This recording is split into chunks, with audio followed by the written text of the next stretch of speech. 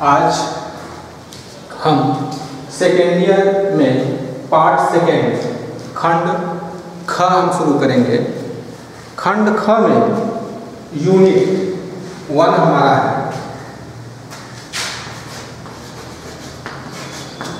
Unit 1 हमारा है optics. Unit 1 optics हम शुरू करेंगे, प्रकाशिकी हम शुरू करेंगे। ये सेकेंड ईयर पार्ट सेकेंड खंड का यह मैक्सिमम मार्क 35 नंबर का ये क्वेश्चन आता है सेकेंड पार्ट में। पहला यूनिट हम शुरू करेंगे ऑप्टिक्स प्रकाशिकी। प्रकाशिकी में जाने से पहले हम कुछ बेसिक चीज़ें जो हम पहले पढ़ चुके हैं उसके बारे में हम डिस्कस करेंगे।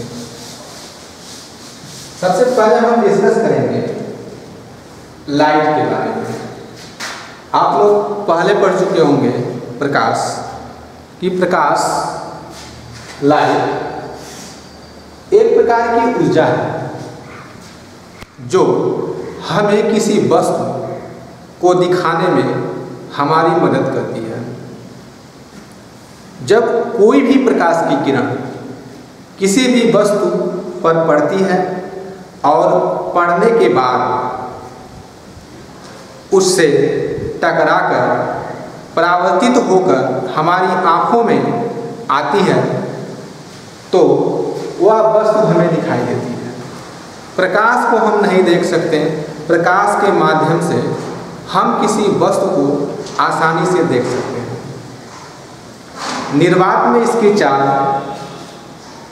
3 × 10⁸ मीटर पर सेकेंड होती है। इसको हम लोग C से रिप्रेजेंट करते हैं, अर्थात स्मॉल c बराबर होता है 3 × 10⁸ मीटर पर सेकेंड होता है। लाइट प्रकाश के कुछ गुण भी होते हैं, बहुत सारे इसके गुण हैं, लेकिन कुछ गुणों के बारे में हम डिस्कस करेंगे। प्रॉपर्टी ऑफ लाइट, प्रकाश के गुण। प्रकाश के बहुत सारे गुण हैं। पहला गुण है कि प्रकाश सदैव सीधी रेखा में चलता है। प्रकाश सदैव सीधी रेखा में चलता है। दूसरा गुण है निर्वात। निर्वात अथवा वायु में प्रकाश की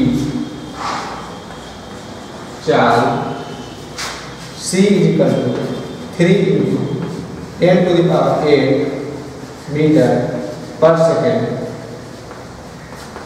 होता है। तीसरा गुण है कि प्रकाश को चलने के लिए किसी भी माध्यम की आवश्यकता नहीं होती है। प्रकाश को चलने के लिए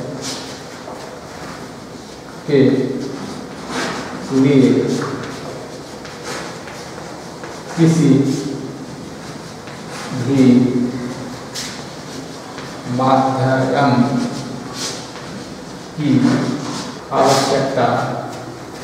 नहीं होती है। प्रकाश को चलने के लिए किसी भी माध्यम की आवश्यकता नहीं होती है। चौथा इसका गुण होता है प्रकाश की तरंगदैर्घ्य। प्रकाश की तरंगदैर्घ्य 4500 एंगस्ट्रॉम से 7800 एंगस्ट्रॉम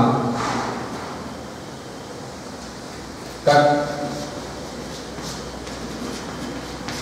होती है। चौथा गुण है। पांचवा गुण है प्रकाश विद्युत चुंबकीय तरंगों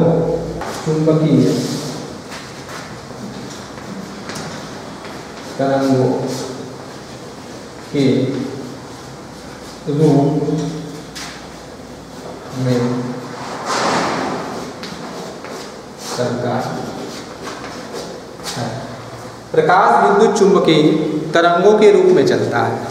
इसी तरीके से इसके बहुत सारे गुण हैं, जिसमें से जो महत्वपूर्ण गुण थे, जो 5 प्रकार का हमने आपको बताया, प्रकाश के कौन कौन से गुण होते हैं, थोड़ा सा हमने प्रकाश के गुणों के बारे में हम लोगों ने डिस्कस किया।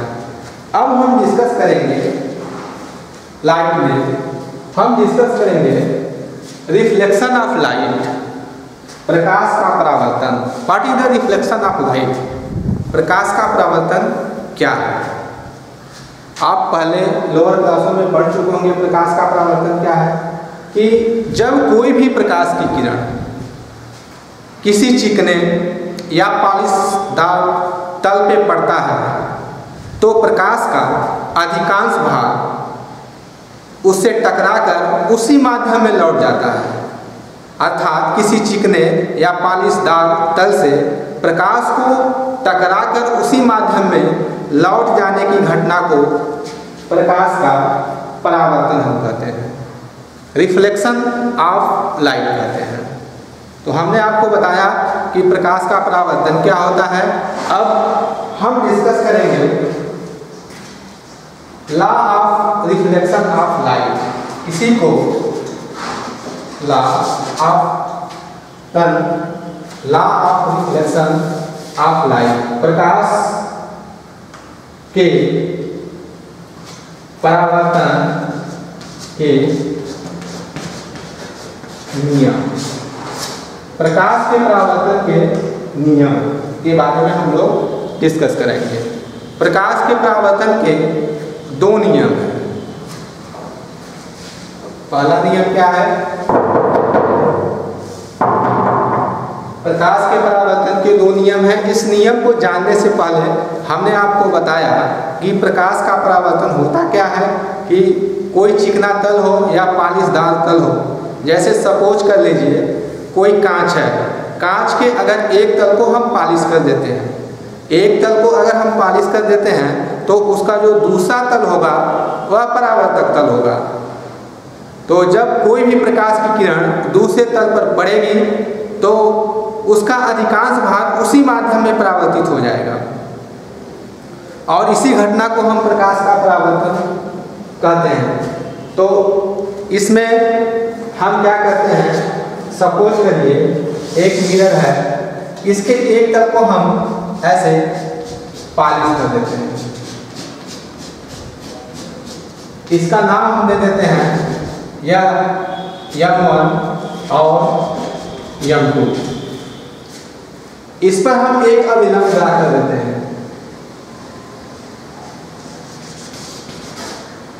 यह है आपका अभिलंब,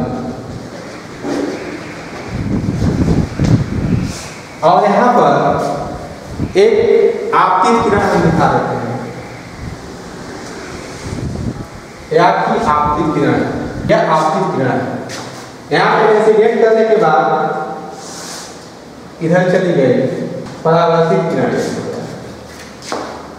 यहाँ पे हम आई ले देते हैं, इसको हम आ ले देते हैं, या आपतन कोण, आपतन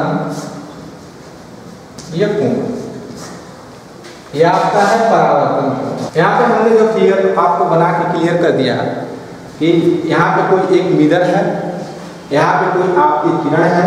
यह आपतित किरण सपोज करिए O बिंदु पर इंसिडेंट कर रही है, O बिंदु पर टकरा रही है, टकराने के बाद इधर परावर्तित हो जा रही है।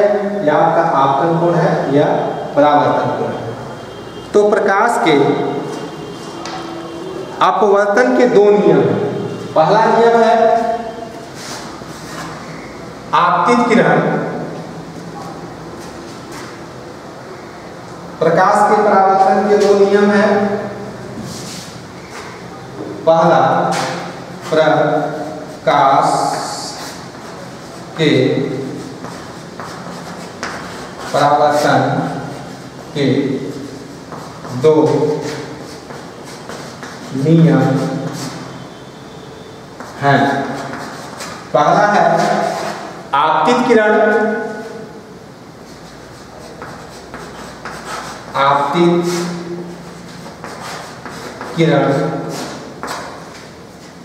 परावर्तित किरण, परावर्तित किरण तथा आपतन, आपतन बिंदु, बिंदु पर खींचा गया अविलंब, अविलंब, अविलंब तीनों एक तल में, तीनों एक तल, तीनों एक तल, तीनों एक तल में होता है। अर्थात यहाँ पे बोर्ड के तल में है, अगर आप कागज पे लिखेंगे तो कागज के तल में है। तो प्रकाश के परावर्तन का पहला नियम आपतित किरण, परावर्तित किरण तथा आपतन बिंदु पर खींचा गया अभिलंब तीनों एक तल में होते हैं, अर्थात कागज के तल में या बोर्ड के तल में होते हैं। परावर्तन का पहला नियम का, परावर्तन का दूसरा नियम। आपतन कोण, आपतन कोण आई सदर परावर्तन कोण आ फिर बराबर होता है। यह परावर्तन का दूसरा नियम है। यह हम लोअर क्लासों में पढ़ चुके हैं। यह जो हमारा लाइट है, ऑप्टिक्स है, ये सारी चीज़ें इसमें दी गई हैं। थोड़ा सा हम इसके बारे में डिस्कस कर रहे हैं। अब हम डिस्कस करेंगे मिरर्स। मिरर्स, मिरर्स माने होता है दर्पण। आप जनरली अपने घरों में दर्पण का इस्तेमाल अपने फेस को, अपने शरीर को, अपनी बॉडी को देखने के लिए इस्तेमाल करते हैं।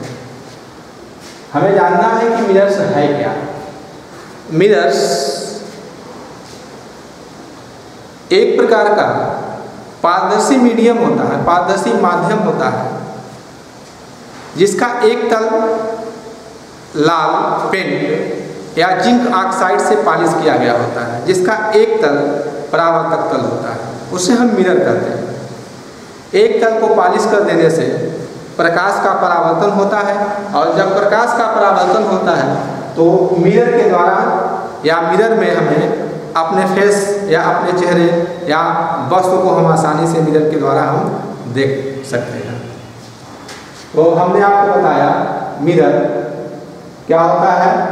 मिरर जो होता है कांच का एक पारदर्शी माध्यम है, जिसका एक तल जिंक ऑक्साइड या लाल पेंट से पॉलिश कर दिया जाता है, दूसरा तल परावर्तक तल होता है। उस पर जब कोई प्रकाश की किरण पड़ती है और पड़ने के बाद परावर्तित होकर हमारी आंखों में जाती है, तो हमारा फेस उस दर्पण में, उस मिरर में आसानी से दिखाई देता है।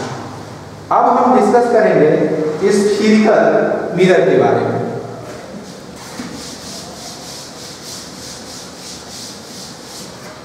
गोली दर्पण,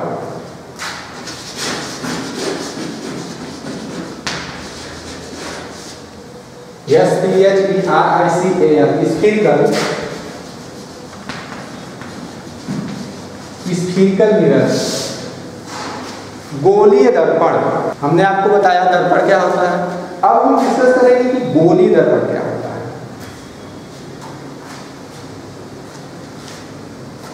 अगर कोई कांच का खोखला गोला हो, कांच के खोखले गोले को अगर हम एक तल को पॉलिश कर दें और दूसरा तल उसका परावर्तक तल हो तो उसको हम गोली दर्पण कहेंगे।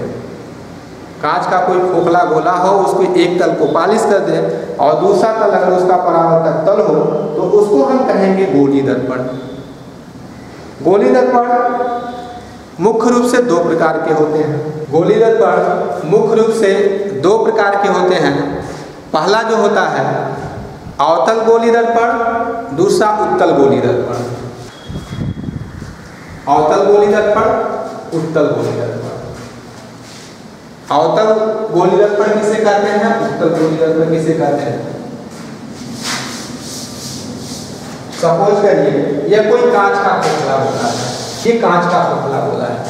इस कांच के खोखले गोले से अगर हम एक ऐसे दो पार्ट ऐसे कर दें, दो पार्ट को हम इस तरीके से कर दें तो उसका एक पार्ट ये हो गया, ये वाला पार्ट ये, और इसके एक तल को हम पॉलिश कर दें, यह एक तल को हमने पॉलिश कर दिया। तो जब एक तल को हमने पॉलिश कर दिया तो जिस तल को हमने पॉलिश कर दिया उस तल से प्रकाश का परावर्तन नहीं होगा। जो अंदर वाला तल है यह परावर्तक तल होगा। यहाँ पे अगर कोई प्रकाश की किरण ऐसे जा रही है तो इससे टकराने के बाद उसका परावर्तन हो जाएगा उसी माध्यम में। तो इस प्रकार का अगर कोई गोली दर्पण हो जिसका बाहरी तल पॉलिश किया गया हो, अंदर वाला तल परावर्तक तल हो, तो इसको हम अवतल गोली दर्पण कहते हैं। यह जो दर्पण होगा अवतल गोली दर्पण, अर्थात ऐसा गोली दर्पण जिसमें प्रकाश का परावर्तन पृष्ठ के भीतरी सतह से होता है उसको हम अवतल गोली दर्पण कहेंगे। ये सारी चीजें आप लोअर क्लासों में पढ़ चुके हैं। हम थोड़ा सा यहाँ पे डिस्कस करेंगे क्योंकि ये सिलेबस में आपके दिया गया है, इंटर के सिलेबस में। तो गोली दर्पण हो गया। अब उत्तल गोली दर्पण, इस तरीके से अगर हम कोई गोली दर्पण ऐसे बनाते हो और अंदर वाले तल को हम पॉलिश कर देते हो ऐसे, इसका कोई नाम दोनों चीजों का, इसका हम नाम M1 रख देते हैं, इसका हम M2 रख देते हैं। तो अंदर वाला तल को अगर हम पॉलिश कर देते हैं तो जाहिर सी बात है अंदर वाले तल से प्रकाश का परावर्तन नहीं होगा क्योंकि अंदर वाले तल को हम पॉलिश कर चुके हैं। जब भी प्रकाश का परावर्तन होगा तो पृष्ठ के बाहरी सतह से होगा क्योंकि पृष्ठ के बाहरी सतह पे हमने कोई भी जो है पेंट नहीं किया है, उसको पॉलिश नहीं किया है। तो यहाँ से अगर कोई भी प्रकाश की किरण इस पे इंसिडेंट कर रही है ऐसे टकराई, टकराने के बाद इधर वह परावर्तित हो जाएगी। तो इस प्रकार का अगर कोई गोली दर्पण हो जिसका भीतरी सतह पॉलिश किया गया हो तो हम उसको कहेंगे उत्तल गोली दर्पण। इस प्रकार का जो गोली दर्पण ये है यह उत्तल गोली दर्पण है, उत्तल गोली दर्पण है। तो हमने आपको बताया उत्तल गोली दर्पण ऐसा गोली दर्पण जिसमें प्रकाश का परावर्तन पृष्ठ के बाहरी सतह से होता हो उसको हम उत्तल गोली दर्पण कहेंगे, जिसका फिगर आपके सामने हमने बना दिया है। अब हम गोली दर्पण से संबंधित कुछ परिभाषाओं के बारे में डिस्कस करेंगे।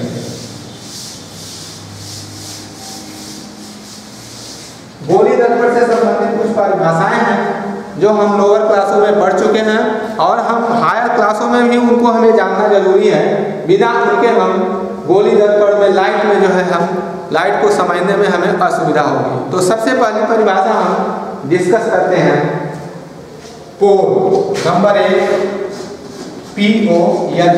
पोल को हम कहते हैं ध्रुव। पहला हम डिस्कस करेंगे ध्रुव क्या होता है।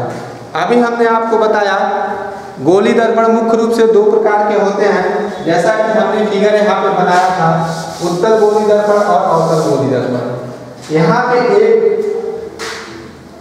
अवतल गोली दर्पण सपोज करिए हमने बनाया, इस तरीके से बाहर वाले तल को पॉलिश कर दिया। प्रकाश का परावर्तन पृष्ठ के भीतरी सतह से होगा, इसका मतलब यह अवतल गोली दर्पण है। इसका हम कोई नाम रख देते हैं, सपोज करिए यह M1 है और M2 है। इसका सपोज करिए मध्य बिंदु यह P है। यहाँ पे सपोज कर लीजिए एक कोई एक्सिस ऐसे खींच देते हैं, तो गोली दर्पण के मध्य बिंदु को हम ध्रुव कहते हैं, इसी को हम पोल कहते हैं।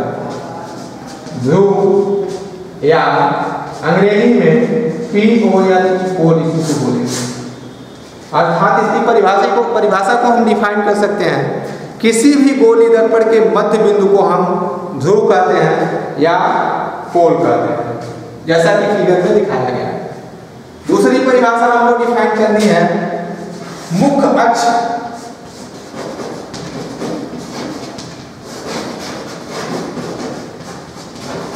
प्रिंसिपल एक्सिस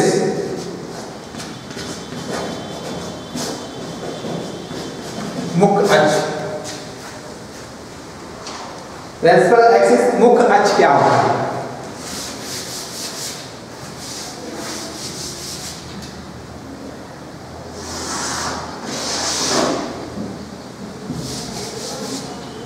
सपोज करिए ये आपका ध्रुव है,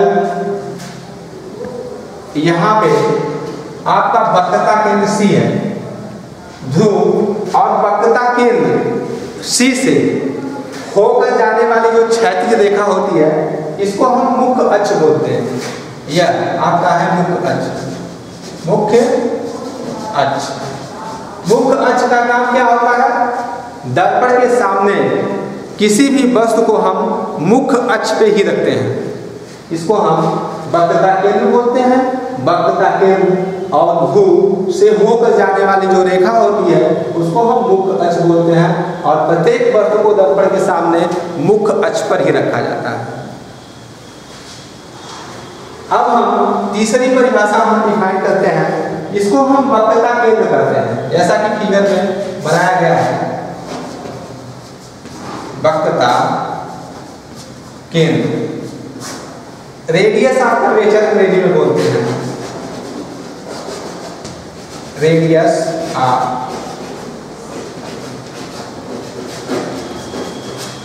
CURVATER, रेडियस ऑफ कर्वेचर इसको बोलते हैं वक्रता केंद्र।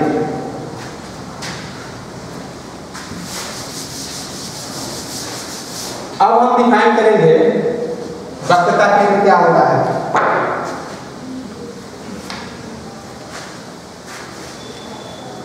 अगर कोई कांच का इस तरीके से खोखला गोला है, उसका केंद्र अगर C हो, तो इस कांच के खोखले गोले का केंद्र अगर C है, और इसी कांच के खोखले गोले से यदि कोई जो कटा हुआ जो भाग है, उस जो इसका केंद्र है वही कटे हुए भाग का भी केंद्र होगा। अर्थात जिस कांच के खोखले गोले से गोली दर्पण को काटा गया है, उस कांच के खोखले गोले को इस गोली दर्पण का हम वक्रता केंद्र कहेंगे। इसको हम C से रिप्रेजेंट करते हैं, जैसा कि फिगर में आपको दिखाया गया है। वक्रता केंद्र इसे कहते हैं। अब हम डिफाइन करेंगे वक्रता त्रिज्या, radius of curvature. Radius of curvature, वक्रता त्रिज्या। वक्रता त्रिज्या ध्रुव और वक्रता केंद्र के बीच की दूरी को हम वक्रता त्रिज्या कहते हैं। इसके पहले हमने जो डिफिनेशन बताया आपको, वक्रता केंद्र की परिभाषा को हमने बताया। वक्रता केंद्र की परिभाषा, जिस कांच के खोखले गोले से इस गोली दर्पण को काटा गया है, इसका जो केंद्र है वही इस गोली दर्पण का वक्रता केंद्र कहलाएगा। इसको हम C से रिप्रेजेंट करेंगे। वक्रता केंद्र और ध्रुव के बीच की दूरी जो होगी वह रेडियस ऑफ कर्वेचर वक्रता त्रिज्या कहलाएगी। वक्रता त्रिज्या को हम कैपिटल R या स्मॉल r से रिप्रेजेंट करते हैं। यह वक्रता त्रिज्या होगी। अब हम डिफाइन करेंगे फोकस दूरी। फोकस दूरी सपोज करिए कि यह कोई अवतल गोली दर्पण है, यह इसका मुख्य अक्ष है। मुख्य अक्ष के समांतर चलने वाली किरण ऐसे जाएगी और गोली दर्पण के अंदर वाले तल पर कोई पालिश नहीं किया गया है। यहाँ से टकराने के बाद इसका परावर्तन होगा, जिस बिंदु से होकर जाएगा उसको हम मुख्य फोकस कहते हैं।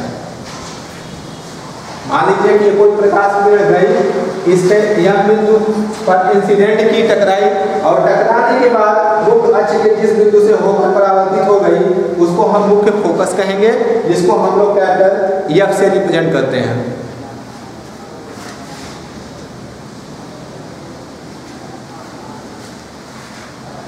देखिए मुख्य फोकस और ये ध्रुव आपका है, ध्रुव आपको हम बता चुके हैं। और मुख्य फोकस क्या होता है? मुख्य अक्ष के समांतर चलने वाली किरण दर्पण पर टकराने के बाद मुख्य अक्ष के जिस बिंदु से होकर जाती है उसे हम मुख्य फोकस कहते हैं। मुख्य फोकस को हम लोग कैपिटल एफ या स्मॉल एफ से भी रिप्रेजेंट कर सकते हैं। यहाँ पे कैपिटल एफ से रिप्रेजेंट किया गया है। मुख्य फोकस और ध्रुव के बीच की दूरी को हम फोकस दूरी कहते हैं।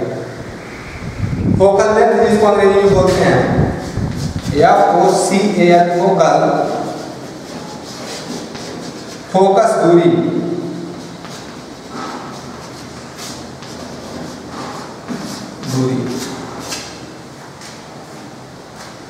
मुख्य फोकस और ध्रुव के बीच की दूरी को हम फोकस दूरी कहते हैं।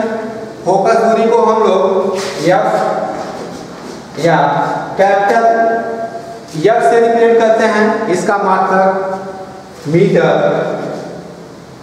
या सेंटीमीटर होता है। तो हमने गोली दर्पण से संबंधित कुछ परिभाषाओं को डिफाइन किया, मुख्य अक्ष को डिफाइन किया, ध्रुव को डिफाइन किया, मुख्य फोकस को डिफाइन किया, फोकस दूरी को डिफाइन किया, गोली दर्पण को डिफाइन किया। गोली दर्पण दो प्रकार के होते हैं।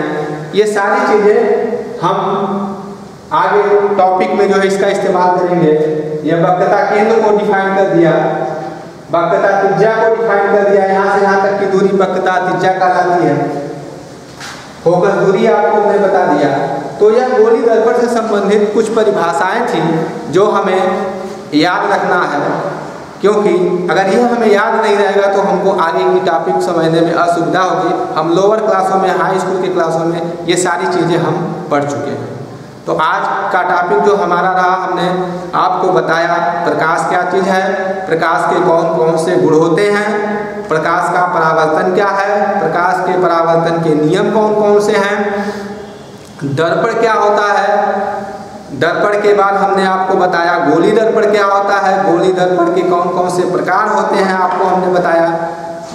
गोली दर्पण के प्रकार के बाद हमने गोली दर्पण से संबंधित कुछ परिभाषाओं के बारे में आपको हमने बताया, जैसे मुख्य अक्ष क्या होता है, मुख्य फोकस क्या होता है, वक्रता केंद्र क्या होता है, वक्रता त्रिज्या क्या होती है, फोकस दूरी क्या होती है। ये जनरल चीज़ें जो हम लोअर क्लासों में पढ़ चुके हैं।